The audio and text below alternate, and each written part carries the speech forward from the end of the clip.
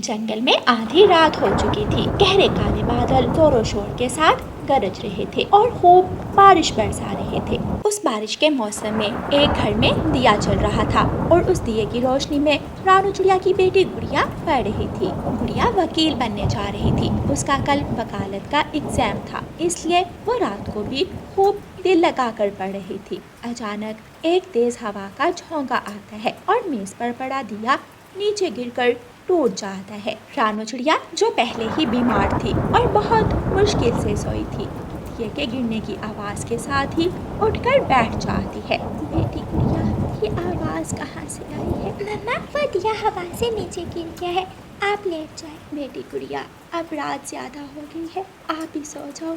अब अंधेरे में आपसे भला कैसे पढ़ा जाएगा? नहीं मम्मा, अभी तो मैंने बहुत तैयारी करनी है।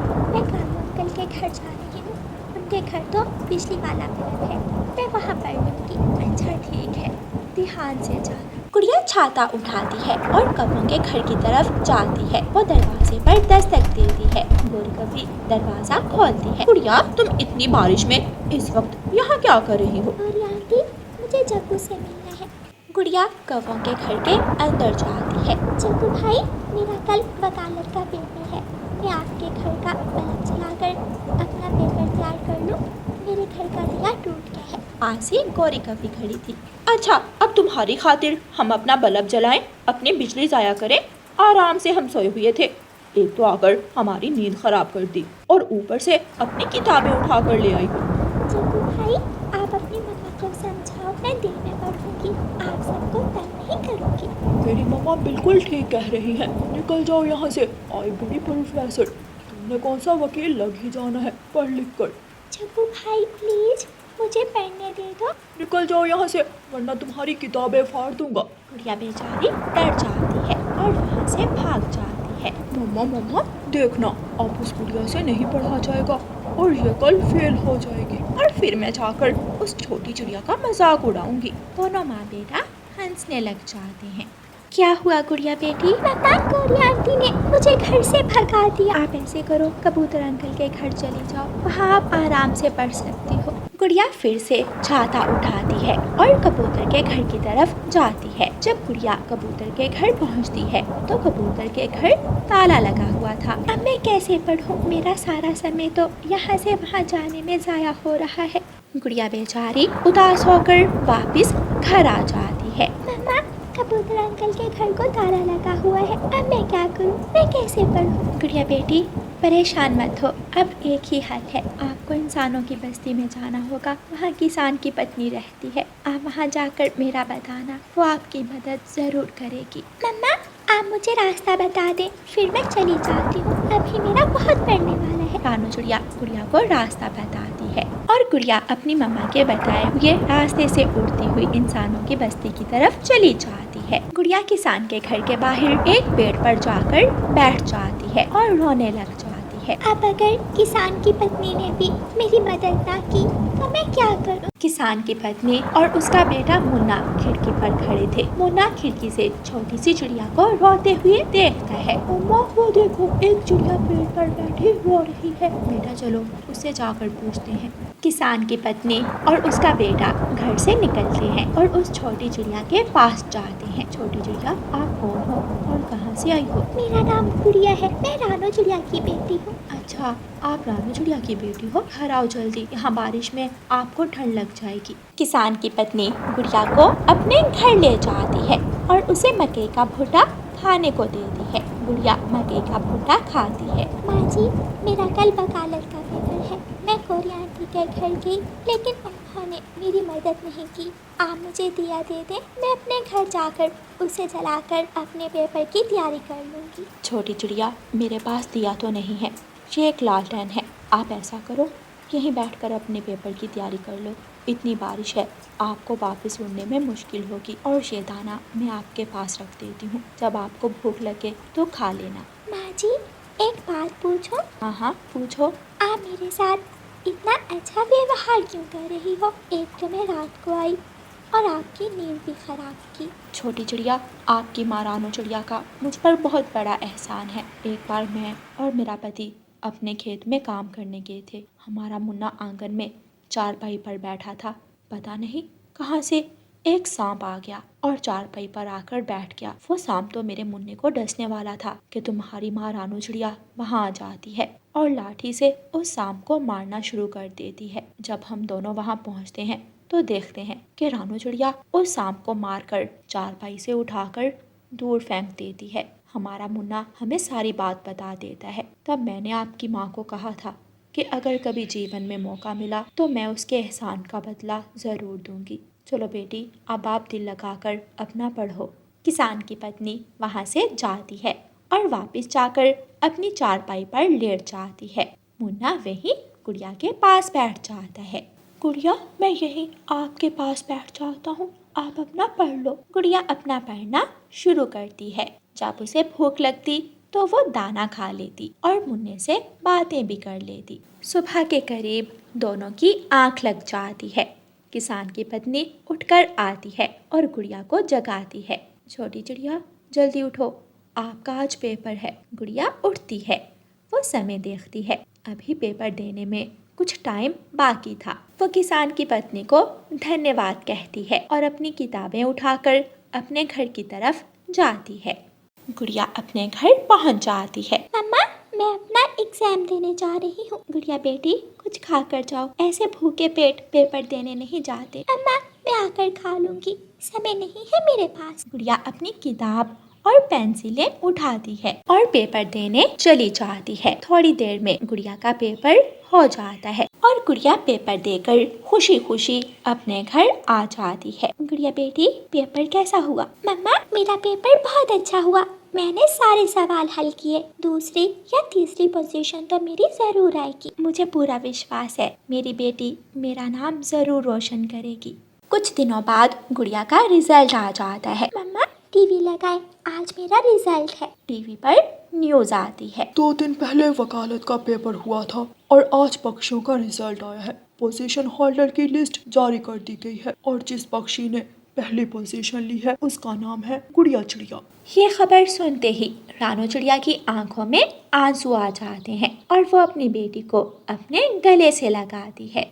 जंगल के सभी पक्षी गुड़िया को बधाई देने आते हैं और गुड़िया अपने जंगल की वकील बन जाती है। एक दिन छोटा उल्लू और बड़ा उल्लू जंगल के अमीर पक्षी तोते सेठ का कत्ल कर देते हैं। बड़े भाई, ये क्या हो गया हमसे? अब हम तो पक्का जेल जाएंगे। बड़े उल्लू को एक पेड़ के नीचे जग्गू कौवा सोया हुआ नजर आता है। नहीं छोटे, वो देखो, हम ये चाकू उस कौवे के पास रख जाते हैं, फिर सारा इल्जाम उस पर आ जाएगा। वो दोनों उल्लू चाकू जग्गू कौवे के पास रख देते हैं और थोड़ा सा खून जग्गू के पंख पर लगा देते हैं और चुपके से वहाँ से उड़ जाते हैं। प्यारे दोस्तों, इस कहानी का अगला भाग देखने के लिए कल तक इंतजार करें और आपको ये वाला भाग कैसा लगा है हमें कमेंट करके जरूर बताएं। और प्यारे दोस्तों, इस कहानी को लाइक, अपने दोस्तों के साथ शेयर और चैनल को सब्सक्राइब करना बिल्कुल मत भूलना।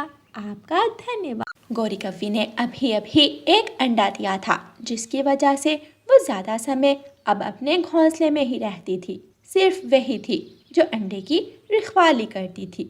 उसका पति कालू कौवा तो दूसरे जंगल काम करता था। गौरी कव्वी को उसकी सहेली चमकीलो फोन करती है। गौरी गौरी, कहाँ हो? जल्दी नदी पर आओ। अच्छा अच्छा, बस आती हूँ, लेट मत होना, वरना आज मजेदार खाना खाने से हम चले जाएंगे। कौन सा खाना? आओ तो फिर बताती हूँ। गौरी फोन रखती है। अब इस अंडे का क्या करूँ? इसको पीछे से अगर किसी चील ने उठा लिया, इसे भी साथ ही ले जाती हूँ। गौरी कव्वी अपना अंडा उठाती है और नदी पर चली जाती है। ये क्या, तुम अंडा भी साथ ही ले आई हो? हाँ, इसे अकेला तो मैं छोड़कर नहीं आ सकती थी। गौरी, क्या दिन आ गए हैं, तुम अकेली कहीं जा भी नहीं सकती। पहले पहले हम दोनों कितना मजा किया करती थी, दूर दूर तक घूमने जाया करती थी, पेड़ों से तोड़कर आम खाया करती थी। लेकिन अब इस अंडे ने तो तुमसे सारे मजे ही छीन लिए हैं। तो अब मैं कर भी क्या सकती हूँ? कालू तो यहाँ होता नहीं है। अब सारा दिन इस अंडे की रखवाली मुझे ही करनी पड़ती है। तुम्हें एक मशवरा दूँ, जिससे तुम्हारे अंडे को कुछ होगा भी नहीं और हम दोनों जहाँ चाहें वहाँ जा सकते हैं। ऐसा कैसे हो सकता है? जरा मुझे बताओ तो। इस अंडे को यही रख दो, थोड़ी देर बाद कोई पक्षी तो आएगा ही नदी से पानी पीने, तो वह इस अंडे को देखकर ले जाएगा इसे, और जब अंडे से बच्चा निकल आएगा तो तुम जाकर अपना बच्चा ले आना, क्योंकि तुम्हारा बच्चा तुम्हारे जैसा होगा, तो फिर तुम्हें वो वापस मिल भी जाएगा। अरे वाह, ये आइडिया मेरे दिमाग में क्यों नहीं आया? मैं भी इस अंडे को संभाल कर थक गई हूँ। मैं इस अंडे को घास के नीचे छुपा देती हूँ। और तुमने मुझे यहाँ क्यों बुलाया था? मुझे पता चला है कि किसान अब सुबह सुबह शहर जाता है, तो हम उसके पीछे से उसके खेत में जाकर मकई के भुट्टे खा सकती हैं। बहुत मज़ा आएगा। हाँ, चोरी किया हुआ दाना खाने में तो बहुत मज़ा आता है। तो बस फिर इस बोझ को यही रख दो, कोई ना कोई इसे संभाल लेगा। हम दोनों तो अपना जीवन मज़े से गुजारती हैं। चलो फिर अभी चलते हैं। घोड़ी अपना अंडा वहीं रख देती है और अपनी सहेली चमकीलो के साथ किसान के खेत की तरफ चली जाती है। वो दोनों वहां जाकर मकई के भुट्टे खाना शुरू करती हैं। कितना स्वादिष्ट है चमकीलो, तुम्हारे मशवरे मेरे बहुत काम आते हैं। थोड़ी देर बाद पीछे से रानो चिड़िया नदी पर आती है। वो मटके में पानी भरती है। उसे वो अंडा नजर आता है। अरे, ये अंडा यहाँ कैसे आया? कहीं कोई पक्षी भूल कर तो इसे नहीं रख गया?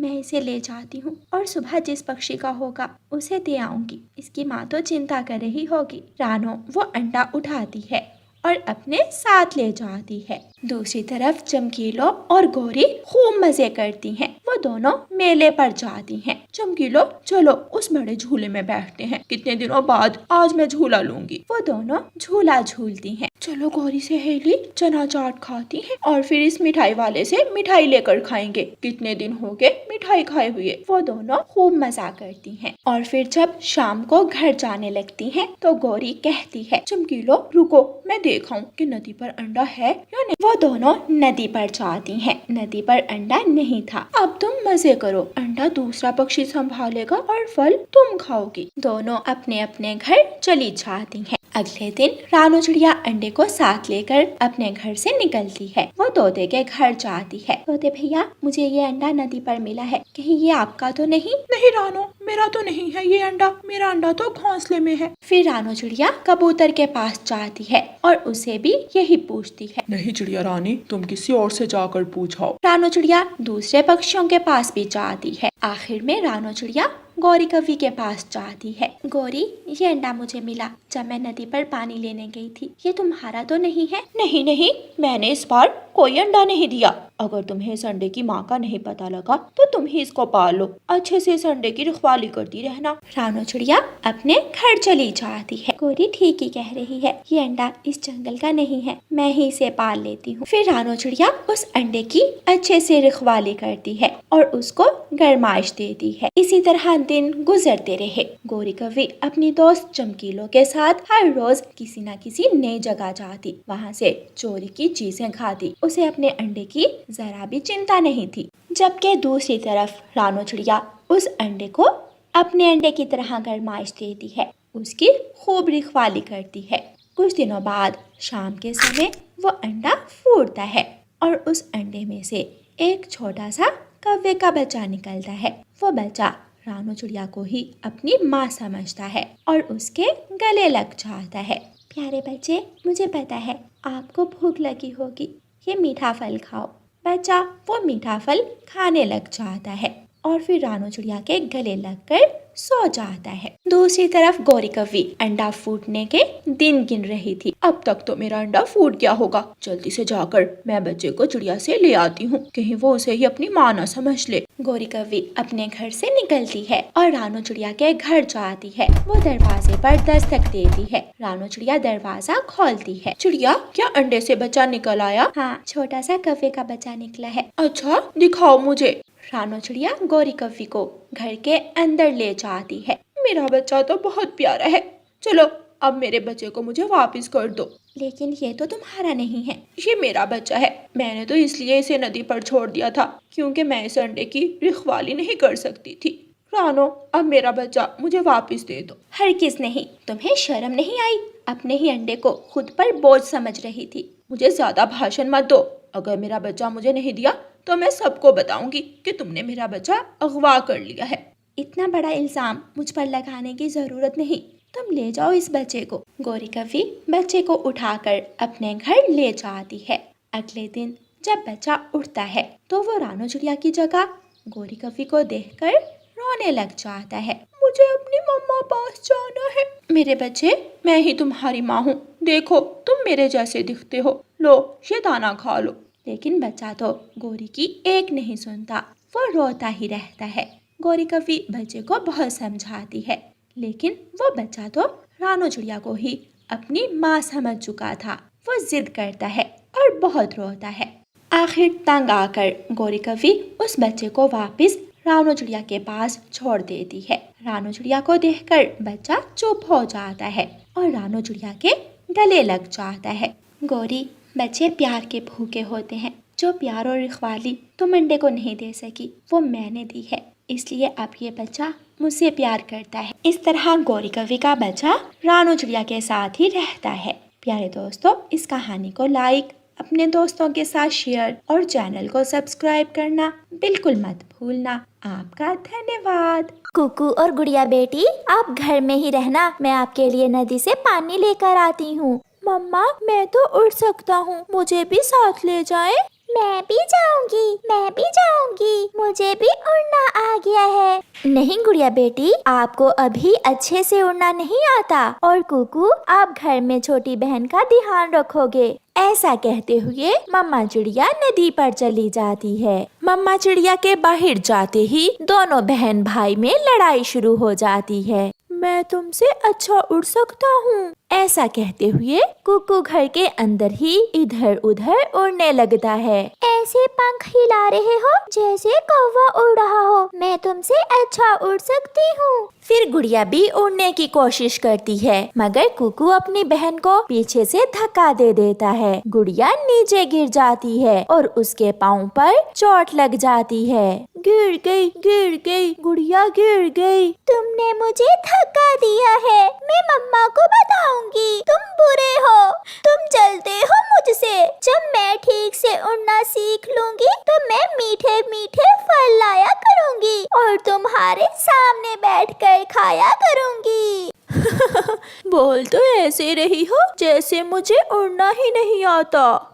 मम्मा चिड़िया भी अपने मटके में पानी भर लेती है। हरियाली तोती भी नदी पर पानी लेने आई हुई थी। दोनों बैठकर थोड़ी देर बातें करने लगती हैं। चिड़िया बहन, मेरे बच्चे तो हर समय आपस में लड़ाई करते रहते हैं। मैंने भी उनके पापा से कह दिया है कि उन्हें अब सख्ती की जरूरत है। हरियाली बहन, सब बच्चे ऐसे ही करते हैं, मेरे बच्चे भी ऐसा ही करते हैं। वो भी ऐसे ही लड़ते रहते हैं, मगर बच्चों को सख्ती से नहीं बल्कि प्यार से समझाना चाहिए। अच्छा, अब मैं जाती हूँ, दोनों फिर से लड़ रहे होंगे। फिर हरियाली और चिड़िया अपने अपने घरों को चल देती हैं। मम्मा, भाई ने मुझे धक्का दिया, देखे मेरे पाँव पर चोट लगी है। मम्मा, इसे उड़ना तो अभी आता नहीं है, ये उड़ने की कोशिश कर रही थी कि गिर गई, इसमें मेरा क्या दोष? कुकू बेटा, आप बड़े हैं, मैंने आपसे गुड़िया का ध्यान रखने का कहा था। ध्यान? और ये मेरा रखेगा?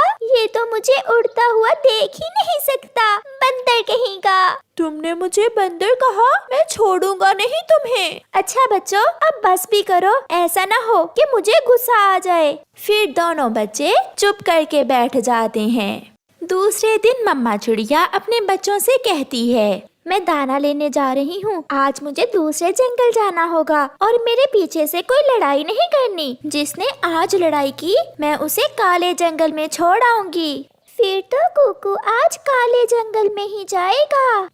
चुड़ैल कहीं की। मम्मा चिड़िया चली जाती है। मम्मा चिड़िया के जाने के थोड़ी ही देर बाद कुकू और गुड़िया फिर से लड़ाई शुरू कर देते हैं। ये खिलौना मेरा है, ये मुझे दो। ये मेरा है मम्मा, ये मेरे लिए लाई थी।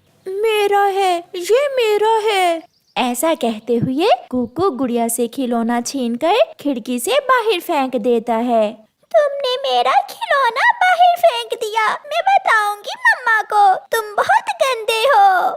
गुड़िया खिड़की के रास्ते बाहर चली जाती है। मम्मा ने बाहर जाने से मना किया था और तुम्हें अभी अच्छे से उड़ना भी नहीं आता। गुड़िया जैसे ही बाहर जाती है, कौवे और कौवी का बेटा जग्गू कौवा गुड़िया का खिलौना उठाकर भाग जाता है। रुको रुको, ये मेरा है। ये खिलौना मेरे भाई ने खिड़की से बाहर फेंका था। मगर जग्गू नहीं रुकता। गुड़िया भी जग्गू के पीछे उड़ती है। गुड़िया कभी उड़ती तो कभी नीचे गिरती। उसे तो अभी ठीक से उड़ना नहीं आता था। आहिस्ता आहिस्ता वो ऊंचाई में चली जाती है। वो अपने पंखों पर कंट्रोल खो देती है। ऊंचाई में तेज हवा गुड़िया को उड़ाते हुए दूर ले जाती है और गुड़िया अपने पंख रोक लेती है और वो आहिस्ता आहिस्ता नीचे आती आती दूर निकल जाती है और एक बेरी के कांटेदार पेड़ के ऊपर गिर जाती है। उसका शरीर घायल हो जाता है। वो कांटों में फंस जाती है। मम्मा, मम्मा, मेरे पंखों में बहुत दर्द हो रहा है। मम्मा, मुझे यहाँ से निकालें। ऐसे गुड़िया रोती रहती है, मगर वहाँ कोई भी नहीं था जो उसकी आवाज सुनकर उसे बाहर निकालता।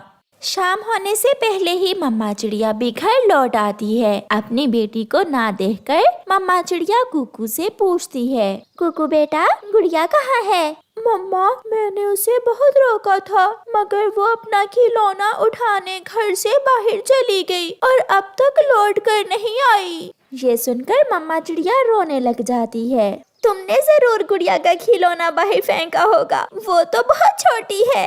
अगर उसे कोई चील उठा कर ले गई तो तुम अपनी बहन कहाँ से लोगे? ये सुनकर कुकू भी रोने लग जाता है। मम्मा, मुझे नहीं मालूम था कि गुड़िया दूर चली जाएगी।